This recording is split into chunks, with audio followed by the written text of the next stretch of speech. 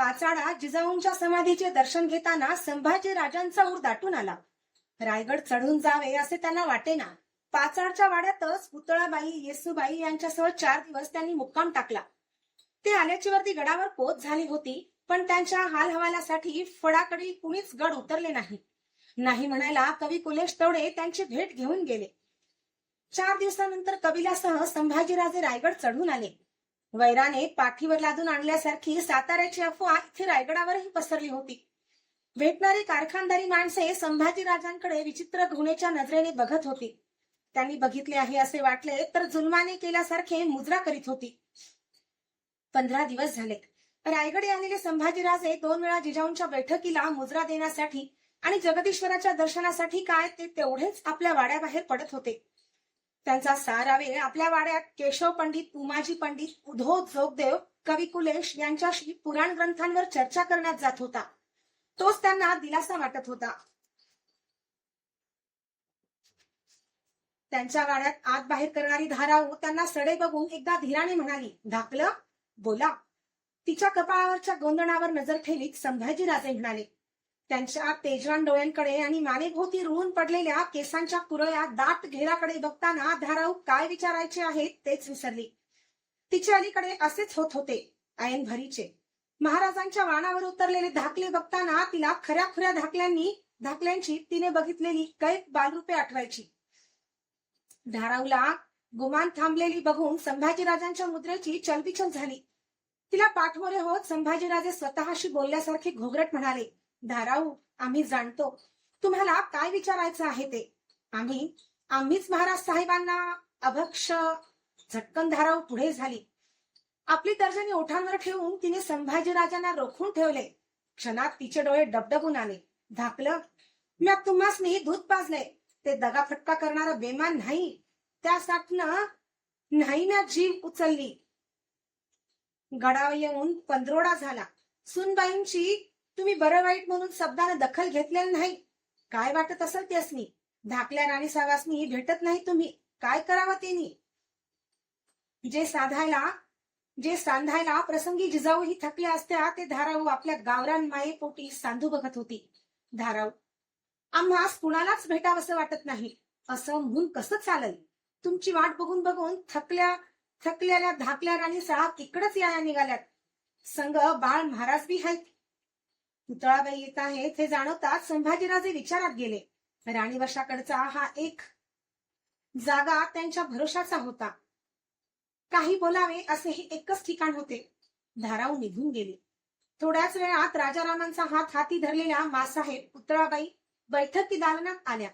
त्यांना तसे बघताना संभाजीराजांना वाटले, खरोखरच बाळराजे यांच्याच पोटी उपजायला पाहिजे होते. महाराजांच्या साठी आंब्याचे लोटके बरोबर घेऊन साताऱ्याला जायला निघणाऱ्या पुतळाबाई दिसताच खेचल्यासारखे संभाजीराजे पुढे झाले. त्यांचे पाय शिवून त्यांनी राजारामांचा त्यांच्या हातातील हात हलकेच आपल्या हातात घेतला. युवराज, बोलणे कसे फोडावे या विचाराने पुतळाबाई थांबल्या. जी आमच्यावर नाराजी धरली तर ती आम्ही समजू शकतो, पण सुनबाईंचा काय दोष. त्या गडावर आहेत याचंही भान तुम्ही ठेवत नाही. हा कोण रिवाज. मासाहेब, आमचे सारेच रिवाज चुकले आहेत. एका सुवासिनीचं बळमर्दीनं हरण करणारे आम्ही, जन्मदाताला अभक्ष देणारे आम्ही कुठल्या तोंडाने त्यांच्या समोर जाऊ शकतो. रोज दर्पणी बघून आमच्या नावानं कपाळीत पट्टे घेताना त्यांना काय वाटत असेल तेच आम्हाला समजेन असं होतं. संभाजीराजे कुठंतरीच एकरोख बघत ताठर झाले. युवराज, पुतळाबाईंनी शब्दांचाच हात करून जसा त्यांच्या खांद्यावर अलगट ठेवला. पुरुषांना असं आपणालाच तोडून बोलायची मोकळीक तरी असते. आम्हा बायकांना तीही नसते. तुम्ही युवराज आहात. तुम्हीच काळीच टाकून स्वतःला कोंडून घेऊ लागलात तर बाई म्हणून जन्मानच कोंडलेल्या सुनबाईंनी काय करावं. बाब लागून राहिली आहे ही त्यांच्या मनास. दादा महाराज, एवढा वेळ ऐकत असलेले रामराजे संभाजीराजांच्या हाताला झोल देत काही बोलायला गेले. ते येसूबाईंच्या बद्दल काही बोलणार या कल्पनेने त्यांना दाद देत संभाजीराजे प्रेमाने म्हणाले, काय बाळ महाराज, तुम्ही महाराज साहेबांना तेवढं विष दिलं. आल्यापासून आम्हास मात्र एकदाही नाही दिलं. आम्ही आबासाहेबांची वाट बघतो आहोत. तुम्ही नाही दिलं तरी ते नक्कीच देतील आम्हाला विष. ते ऐकताना संभाजीराजांची कानपाळी रसरसून सुन्न झाली. राजारामांच्या हातातल्या त्यांचा हात विचित्र थरथरला. पटकन त्यांना उचलून घेऊन त्यांच्या गालावर ओठ ठेवताना संभाजीराजांना त्यांचा चेहराही दिसेनासा झाला. त्या दोघांना तसे बघणे असह्य झालेल्या पुतळाबाई मंद जडशीळ पावलांनी दालनाच्या झरोक्याशी गेल्या. बाहेर दिसणाऱ्या हनुमानाच्या देवळाच्या घुमटीकडे बघत राहिल्या. हे सारे सावरायला आपले हात थिटे आहेत या जाणीवेने खिन्न झालेल्या पुतळाबाईंना महाराजांची आठवण झाली. हे बांधायला फक्त स्वारीत समर्थ आहे या एकाच आशेच्या धाग्याला धरून त्यांचे मन स्वतःशी समजूत घालू बघायला लागले. डोळे घुमटीवर जखडले. मन राजांच्या मागाने भटकत राहिले. 7 महालातील पुतळाबाईंच्या वाड्यातील बैठकी दालनात येसुबाई उभ्या होत्या. त्यांच्या समोरून संभाजीराजांची स्वारी लगीने येरझारा टाकीत होती. मध्येच थांबत होती. साऱ्या दालनभर दोघांनाही जाणवेल अशी शांतता दाटून पडली होती. कुणी बोलावे यासाठी जसा कौलच लागला होता. कानी पडणाऱ्या बाबींनी तुम्ही आमच्यासाठी शर्मिंदे असाल. संभाजीराजांनी स्वभावाप्रमाणे सरळ विषयाला हात घातला. चमकून येसुबाईंनी वर बघितले. आपल्या स्वारींच्या चर्येत पडलेला केवढा तरी फेर त्यांना जाणवला. मनाला खोलवर चटका चाटून गेला. आम्ही सारं ऐकून आहोत. अभिमान वाटतो अशा स्वारींच्या पायाची सेवा करण्याचा मान आम्हास मिळाला याचा. येसुबाईंचा आवाज बांधलेला ठसठशीत झाला. मतलब? गोंधळलेल्या संभाजीराजांचे हात पाठीशी गेले. निवाड्याच्या पेच प्रसंगीही स्वारीनं वहीम बोलण्यासाठी मासाहेबांचं नाव ओठाबाहेर दरबारी सुटू दिलं नाही. आबासाहेबांच्या साताऱ्यावरच्या आजारपणात आलेला आरोप ऐकूनही बाळ महाराजांना स्वारीनं तुसडेपणानं तोडून दिलं नाही. आता आम्हास कळून येत आहे. कुठंतरी दूरवर पाहिल्यासारख्या येसुबाई थांबल्या. काय? अण्णाजींच्या घरच्या सुवासिनीनं लिंगाण्यावरून आपली कुडी का झोकून दिली असेल ते? का दिली असेल? त्या आठवणींनी संभाजीराजांचा आवाज कातरला. तिनच काय, प्रसंगी आम्ही सुद्धा कुडी झोकून द्यावी असाच स्वारीचा स्वभाव आहे. भरल्या दरबारी स्वारीबद्दल काही वेडे बिद्रे ऐकण्यापेक्षा आणि एखादा गैरवाका शब्द उच्चारावा लागण्यापेक्षा त्या धीराच्या स्त्रीनं मरण पत्करलं. जे तिला कळलं ते घरच्यांना कळू नये याचीच खंत वाटते आम्हाला. त्या शब्दाने संभाजीराजांच्या मनी घालमेल उठली. येसुबाईंच्या बद्दल त्यांनी बांधलेला अंदाज साफ चुकीचा ठरला. त्या चुकीचाही एक न कळणारा आनंद त्यांना खोलवर स्पर्शून गेला. हलकेच पुढे होत त्यांनी मान खाली घातलेल्या येसुबाईंच्या हनुवटीखाली मूठ दिली. त्या टेकणीने त्यांचा मुखडा वर घेत ते म्हणाले, आम्हालाही आता कळतंय.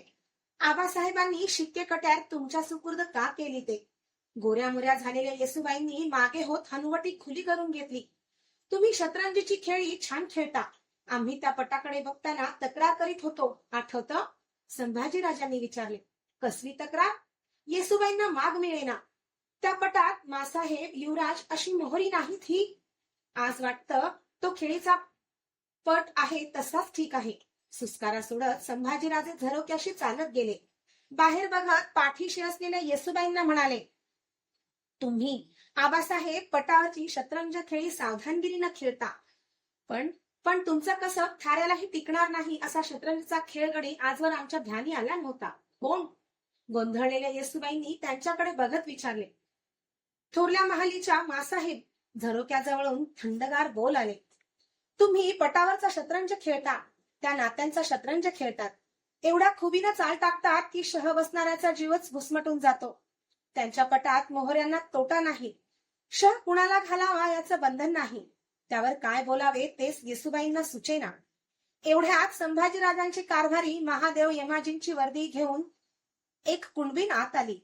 युवराज पाठमुरे बघून तिने ती येसुबाईंच्या कानी घातली. साताऱ्यावरनं दत्ताजी पंत आल्यात. धाकल्या सरकारांची भेट मागतात. येतो आम्ही म्हणत संभाजीराजे महालाबाहेर पडले. महाराजांच्या वाड्याच्या दर्शनी सदरेवर मंत्री दत्ताजी पंत युवराजांची वाट बघत खोळंबून होते. संभाजीराजांना येताना बघून दत्ताजी पंतांनी त्यांना मुजरा घातला. दत्ताजी पंत, तब्येत कशी आहे महाराज साहेबांची? संभाजीराजांनी त्यांचा मुजरा घेताच विचारले. जी, व्यंकटेश कृपेने महाराज खुशाल आहेत. नुकताच पालीला जाऊन त्यांनी पाटीलकीच्या एका कथल्याचा मजहर दिला. आम्ही संगती होतो.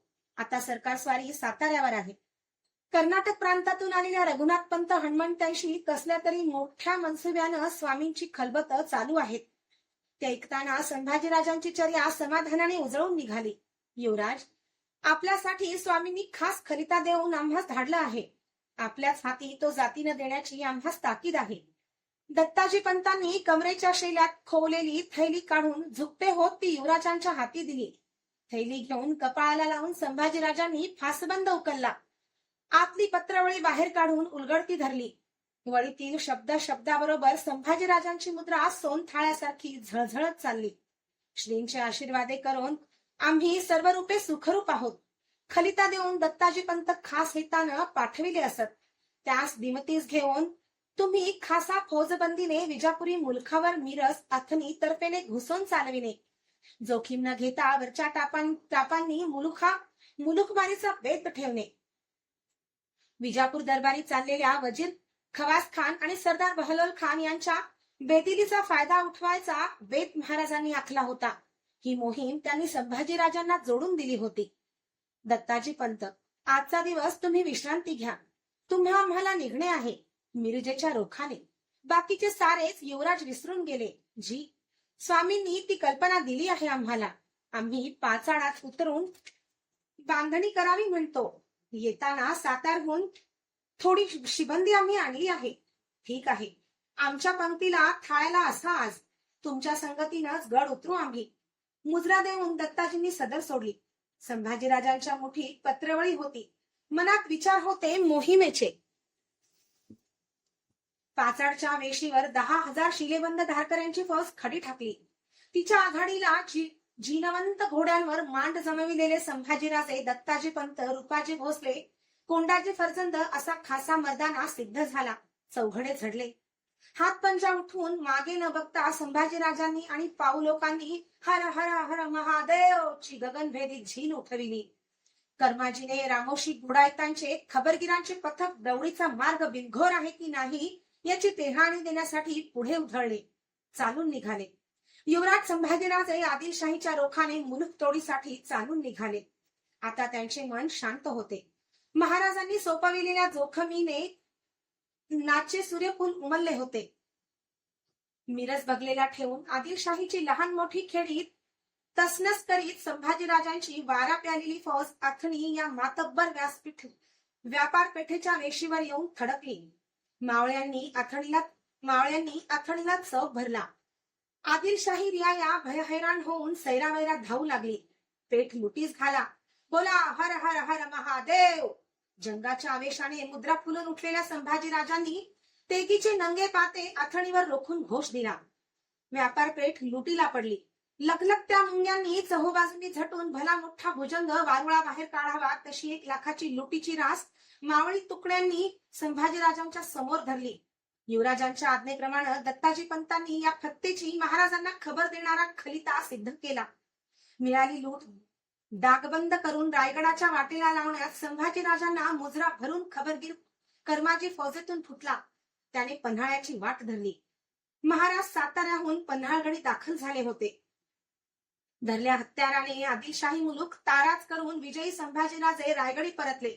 फौज फळी तोडून घेतलेले दत्ताजी पंत बेळगाव प्रांतावर उतरले. महाराज अद्याप पन्हाळगडावरच होते. आदिलशाहीच्या वारेजोड मोहिमेतील यशाने युवराज म्हणून ढासळतीला लागलेले संभाजीराजांचे स्थान रायगडी पुन्हा बांधले जाऊ लागले. आता दिवस गर्मीला पडले. संभाजीराजांना सिद्धांत कौमुदी, मुक्तावली, रघुवंश, अमरकोश या ग्रंथात आगळाच मानसिक आनंद मिळू लागला. केशव पंडित, उमाजी पंडित, कवी कुलेश, उधो योगदेव यांच्या संगतीत त्यांच्या घटका रमू लागल्या. अशाच एका बैठकीत चर्चेसाठी विषय निघाला काव्यग्रंथातील नायिकांचा. पंडित काव्यशास्त्रानं किती भेद सांगितले आहेत नायिकांचे. हारीने शिस्त धरून उभ्या राहिलेल्या मंडळीतील केशव पंडितांना संभाजीराजांनी सवाल घातला.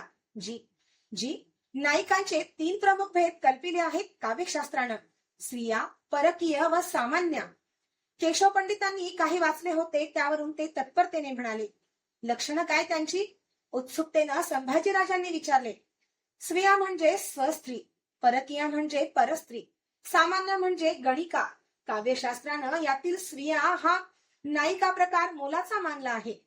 त्याचे तृतीय भेद कल्पिले आहेत. कोणते? मुग्धा, मध्यमा व प्रगल्भा असे. मुग्धा म्हणजे जिने यवनात नुकतेच पदार्पण केले आहे, जिचा क्रोध सौम्य आहे, प्रणयात शालीन असून जिला विशेष स्त्री सुलभ लज्जा असते ती नायिका. मध्यमा म्हणजे जिचे यौवन विकसित आहे, प्रणयात जी कुशल असून संभाषणात चतुर आहे ती. प्रसंगानुरूप लज्जेचा लपंडाव खेळणारी नायिका प्रगल्भा म्हणजे कमी लज्जा असलेली, प्रणयात तरबेज, संभाषणाचे मोहजाळ टाकणारी नायिका. भेद सांगून केशव पंडित अभिमानाने कमरेत झुकते झाले. वा, संभाजीराजांनी मनखुलास दाद दिली. कसल्या तरी विचारात गेल्यासारखे ते हातीचे गुलाब फुल चाळवू लागले. नायिकांचे हे संभाषण इथेच संपणार असे साऱ्यांना वाटले. युवराज, आज्ञा होता, आज्ञा होता स्त्रिया नायिका के. युवराज, आज्ञा हो तो स्त्रिया नायिका के सौंदर्य शास्त्र में माने गए अष्टोपभेद हम चरणों में सादर करेंगे. कोणालाही कल्पना नसताना कवी कुलेश बोलून गेले.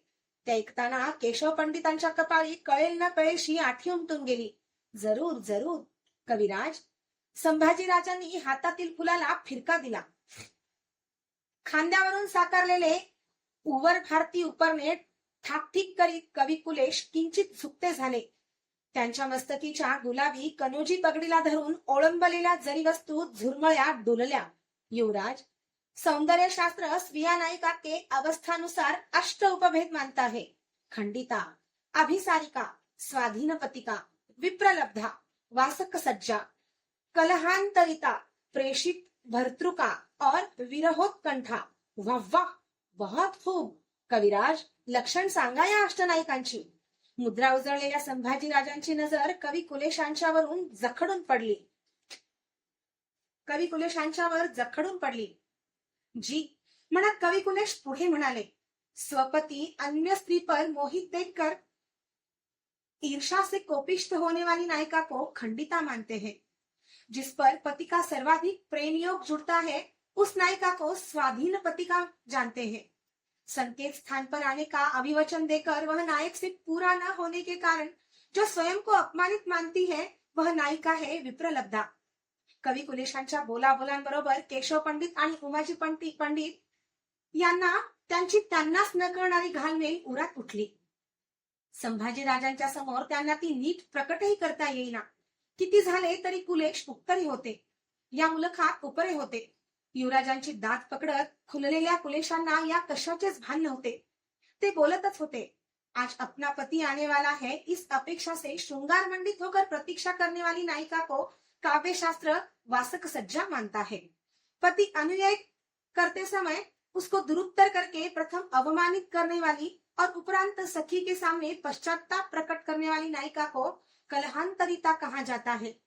जिसका पति दूर देश के सफर में जाने के कारण उसका दर्शन दुरापस्त है, यह जानकर भी जो व्याकुल होती है उस नायिका में प्रेषित भर्तृका का भाव देखता है शास्त्र. और निश्चय से आज पति का दर्शन होने वाला है, इस अपेक्षा से प्रतीक्षा करती है. और पति जल्द न आने के कारण जो विरह व्याकुल हो उठती है, उस नायिका का विरहोत्कंठा नाम ख्यात है शास्त्र में. युवराज, काव्य शास्त्र में इन अष्टनायिका के रूप में बहुत स्त्री रूप प्रकट हुए हैं. आता सगळी बैठक आपोआपच कुलेशांच्या कब्जात गेली होती. शाबास कविराज. अशी दर्दी दात देत बैठकीवरून उठलेले संभाजीराजे कुलेशांच्या जवळ आले आणि त्यांनी आपल्या छातीवर रुळणाऱ्या मोतीकंठा उतरून तो कवी कुलेशांच्या हातात ठेवला. कविराज, या अष्टनायिकांचे स्वभावी भेद आम्ही काव्यात बांधावे म्हणतो. स्वतःशी बोलल्यासारखी संभाजीराजे म्हणाले. जी, संकल्प पूरा करने में चंडी युवराज को आशीर्वाद दे. कुलेशांची मान राजकदर स्वीकारताना झुकली ती तशीच होती. रायाजीने आणून ठेवलेल्या तबकातील विड्यांना संभाजीराजांनी हात स्पर्श दिला. सर्वांना निरोपाचे विडे देण्यात आले. नायिका भेद या काव्याच्या बांधणीत संभाजीराजे गुंतले. उन्हे तापू लागली. एक दिवस उन्हे टळतीला लागली असतानाच अचानक महादरवाजावरची नौबत झडली. पाठोपाठ परशुराम पंत या संभाजीराजांच्या कारकुनांनी येऊन युवराजांना वर्दी दिली. सिंदखेडहून जाधवराव आले. संगती मधले अक्कासाहेब गड चढून आले आहेत. जाधवांकडे दिलेल्या संभाजीराजांच्या भगिनी राणूबाई आणि रुस्तुमराव जाधव लवाजम्यासह येऊन पालखी दरवाजात थांबले होते. परशुराम पंतांना हाताशी घेत संभाजीराजे त्यांच्या आगवानीसाठी पालखी दरवाजात आले. त्यांना बघताच रुस्तुमराव पुढे झाले. खांदा भेट पडली. मेढ्यातून उतरलेल्या राणूबाईंचे दर्शन होताच संभाजीराजे हसत पुढे झाले. त्यांची पायधूळ घेता घेता म्हणाले, अक्कासाहेब, थैली खरिता नसता अचानक येणं झालं. आम्हास गड उतरून पाचाडी तुम्हा सामोरं येता आलं नाही. आगेवर्दी न देता माहेरी येण्यात कसलं सुख असतं ते तुम्हाला कसं कळणार बाळ महाराज. हसत राणूबाई म्हणाल्या. हातांची ओंजळ पसरून त्यांनी संभाजीराजांचा मुखडा प्रेमाने आपल्याकडे घेत त्यांच्या कपाळावर आपले ओठ टेकले. राणूबाई शकुनाच्या पावलांनीच जशा रायगडी आल्या होत्या, कारण त्या आल्या आणि 4च दिवसात पन्हाळ्याहून निघालेला हरकारा रायगडावर आला. त्याने बातमी आणली, छत्रपती महाराज खासा येत आहे. महाराजांची आगवानी करण्यासाठी आपल्या दिमतीच्या माणसांनीशी संभाजीराजे पाचाडात उतरले. दुसऱ्या दिवशी दुपार धरून प्रथम रामोशांचे टेहळे पथक पाचाडात शिरले. वळीवाचा माग देणारी गरमी वाढली होती. वारा पडून होता. तिसऱ्या प्रहराला पडला वारा एकाएकी अंगी आल्यासारखा घुमू लागला. धुळीचे खांब उठवू लागला. त्यातून घोडी फेकीत मोरोपंत, रघुनाथपंत, जनार्दनपंत, हंबीरराव, येसाजी, आनंदराव अशा आसामींना पाठीशी घेतलेल्या महाराज पाचाडाच्या वेशीत घुसले. शिंगांच्या ललकाऱ्या उठल्या. संभाजीराजांना सामोरे बघून महाराज पायउतार झाले. जहाली करीत मोत्तद्दारांनी आघाडीच्या घोड्यांचे कायदे पकडत जनावरे स्वारांपासून तोडली. चौबाजूंनी बेला वाऱ्याने चौक भरला होता. फरफरत्या जाम्याचे भान नसलेले संभाजीराजे उधळलेल्या धुळीला बाजूस सारून नेमकी आपल्या महाराज साहेबांची पायधूळ घेण्यासाठी पुढे झाले. ही फार दिवसांवेरीची भेट होती. संभाजीराजांना झुकू न देताच वरच्यावर घेत महाराजांनी उरभेट दिली. उजव्या हाताशी उभ्या असलेल्या रघुनाथपंत व जनार्दनपंत हनुमंतांच्याकडे बघत महाराज म्हणाले, यांना पारखलं? जी. संभाजीराजे घोटाळले. ओळख पडत नव्हती. हे पाहून महाराज म्हणाले, हे तुमच्या काका महाराजांचे एकोजीराजांचे कर्नाटक सुभा रघुनाथपंत हनुमंते. त्यांना पारखेहून थोर मसलतीसाठी आमच्या भेटीस आलेत. डोळ्यात शिरू बघणारे धुलीकण थोपविण्यासाठी पापणे आकर्षक महाराज म्हणाले. आणि हे त्यांचे बंधू जनार्दनपंत. मस्तकी कर्नाटकी माटाची पगडी असलेल्या भरदार रघुनाथपंतांनी व जनार्दनपंतांनी जय व्यंकटेश, मुजरा युवराज म्हणत हसून संभाजीराजांना अदब दिली. आबासाहेब, वारा उठलाय. वळीवाची मार धरणार, लवकर निघावं. संभाजीराजांनी आजारपणातून उठलेले महाराज भिजू नयेत म्हणून जहाली केली. चला. एका बाजूला रघुनाथपंत, जनार्दनपंत व दुसऱ्या हाताशी संभाजीराजे असे महाराज पाचडच्या वाड्याचा रोख ठेवून चालू लागले. पाणथेंबाची चटचटती टपटप झाडांच्या पानावळीवर उठू लागली. तिच्याशी आणि घोंगावत्या वाऱ्याशी लग लागून राहिलेले महाराज चालता चालता म्हणाले, शंभूराजे, या रघुनाथपंतांच्या सारखी माणसं दूर देशाहून येऊन राज्याच्या भल्याची मसलत रुजू घालतात. ते बघितलं की सार्थक वाटतं. आम्ही करतो त्या दौडीचं. संभाजीराजांनी आत्यंतिक आदराने रघुनाथपंतांना न्याहाळले. महाराज साहेब, सिंदखेडच्या अक्कासाहेब गडावर आल्या आहेत. संगती रुस्तमजी आहेत. संभाजीराजांनी वार्ता महाराजांच्या कानी घातली. चालते महाराज ते ऐकताना थांबल्यासारखे झाले. राणूबाईंचा चेहरा त्यांच्या डोळ्यांसमोर तरळला. कशा आहेत राणूबाई? महाराजांनी विचारले. बेस दिसल्या. नात्यांचा जिव्हाळा शब्दांची मोरपिसे करून गेला. सारे वाड्यावर आले आणि थोड्याच अवकाशात सगळी पाचाडखोरी वळीवाच्या तडतडत्या धारांनी कब्जात घेतली. विजा कडकडू लागल्या. झाडझाडोरा कुदळीला पडला. दिवस जसा डोबल्यासारखाच झाला. दुसऱ्या दिवशी सारे निखळलेला रायगड चढून आले. गडावरच्या इमारतींना झड्या आवरण्याचे काम चालू होते. गवताने गंजीखाने आणि धान्य डागांनी अंबारखाने आबादान केले जात होते. स्फटिक शिवलिंगाची पूजा बांधून होताच महाराजांनी रुस्तुमजींना भेटीचे बलावू दिले. काहीतरी योजून आलेले रुस्तुमजी छत्रपतींच्या भेटीस रुजू झाले. महाराजांनी त्यांचा नात्यागोत्याचा हाल हवाल पुसून घेतला. रुस्तुमजी अदबीने एका सवालाला बायास्वारीने जाब देत होते, पण ते काहीतरी मंच बोलण्यासाठी भांगा शोधताहेत हे महाराजांनी ताडले. रुस्तुमजींना बोलते करण्यासाठी महाराजांनी जवळीक देत विचारले, आम्ही आपले एकलेच हाल हवाल विचारतो आहोत. तुमची रुस्तुमजी? तुम्हास नाही वाटत आमच्या क्षेमकुशलाची वजीपुजी करावी असे? रुस्तुमजी गोंधळून चमकले. नुसतेच जी म्हणून घुटमाळले. त्यांच्याकडे हसून बघत महाराजांनी त्यांना बोलण्यासाठी धीर दिला. बोला. जी, आम्ही एक मनसुबा धरून आलो आहोत. ते आम्ही केव्हाच जाणून आहोत. मूळ बोला. काही क्षण शिवपिंडीवर घुटमळणाऱ्या अभिषेक जलाच्या थेंबासारखे घुटमळले. आम्ही आम्ही युवराजांच्यासाठी सोयरिकीचे बोलणे लावण्यासाठी आलो आहोत. रुस्तुमजींनी मन खोलले. रुस्तुमराव, मनसुबा ठीक आहे. तुमच्याशी थेर रक्तसंबंध येणे हे आम्हालाही रुचते. पण तुमच्या या शब्दाचा निर्णय आम्ही उद्या देऊ. कसे? येसुबाई आणि संभाजीराजे यांचा सासूत घेऊन मगच जाधवरावांना काय ते सांगावे असा निर्णय महाराजांनी मनोमन केला होता. जी, आमची घाई नाही. महाराजांना उद्या एक म्हणजे आशेला जागा या आनंदाने रुस्तुमराव बोलून गेले. धारावने लगबगीने येऊन पुतळाबाईंच्या महाली असलेल्या येसुबाईंना खास वर्दी दिली. थोरला धनी येते आहे. तुमच्या भेटीसाठनं.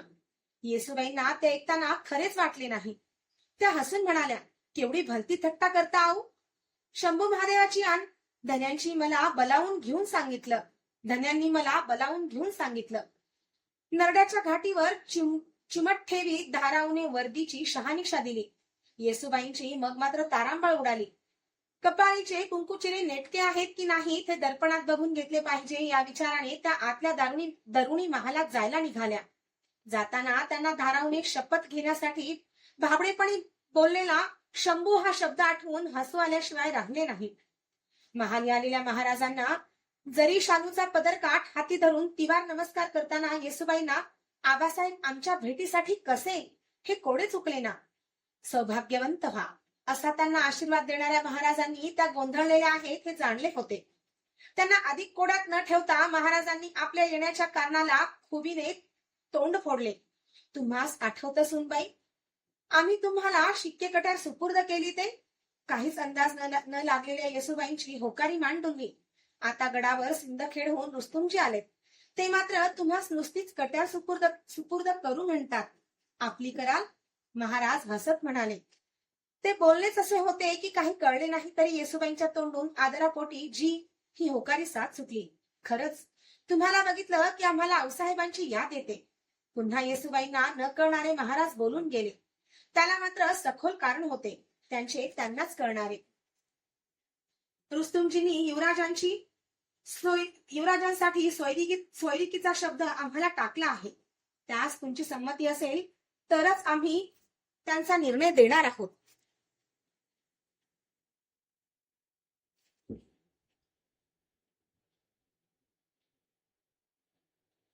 बोला.